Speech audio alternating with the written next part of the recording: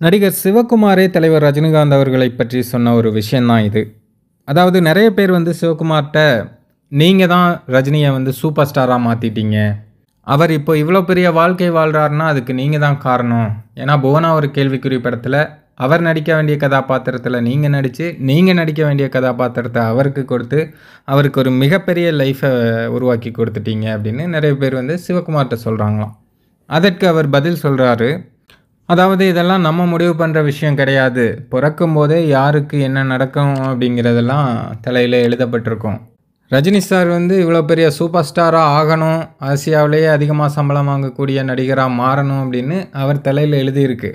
அத வந்து நான் நெனச்சா மட்டும் இல்ல, கமல் நெனச்சா மட்டும் இல்ல, யார் நெனச்சாலும் மாத்த முடியாது. அவருடைய அந்த உழைப்போட சேர்ந்து அவருக்கு கடவுள் ஆசியும் அதிகமாவே இருக்கு. அதனால அவர் வந்து சூப்பர் ஸ்டாரா இருக்காரு அப்படின்னு சிவகுமார் வந்து பேசியிருப்பாரு. ஆக்சுவலா இதில இன்னொரு முக்கியமான விஷயமும் இருக்கு. அந்த புவனா ஒரு கேள்விக்குறி படத்தில, அதுவரையும் வில்லனா நடிச்சிட்டு இருந்த தலைவர் ரஜினிகாந்த் அவர்கள் நல்லவராவும், அதுவரையும் ஹீரோவா நடிச்சிட்டு இருந்த சிவகுமார் அவர்கள் வில்லனாவும் நடிச்சிருப்பாங்க.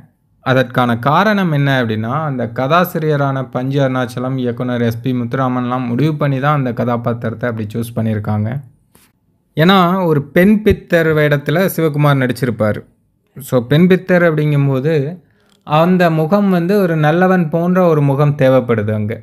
ஏன்னா, நல்லவன் மாதிரி இருக்கவங்ககிட்ட தானே நம்பி ஏமாறுவாங்க. அதனால ஒரு நல்லவன் போன்ற முகம் கொண்ட ஒரு பிம்பம் அங்க தேவைப்படுது.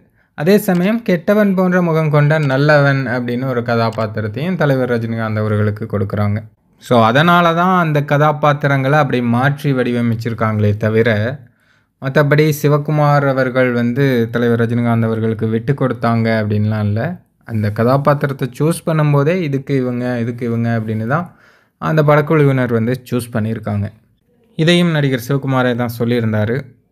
புவனா ஒரு கேள்விக்குறி திரைப்படம் வந்து தலைவர் ரஜினிகாந்த் அவர்களுக்கு ஒரு மிகப்பெரிய பெயர் வாங்கி கொடுத்த படம் அப்படின்னே சொல்லலாம்.